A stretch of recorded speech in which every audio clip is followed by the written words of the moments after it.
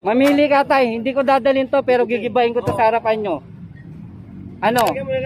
Para wala ka ng problema tay. Kasi para tayong naglulukuhan kasi. Kahapon nag-clearing kami. Pagbalik namin, nandyan uli.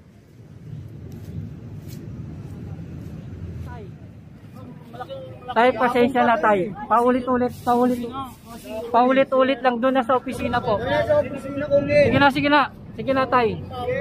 Sa opisina na lang, sa opisina. Sa opisina. Kuya, wag na. Wag mo na pakilaman.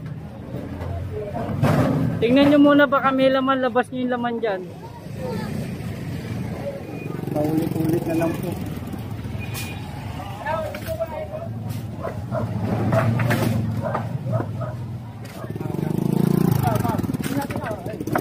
Nagigiba, sinabihan na kahapon niya, binigay.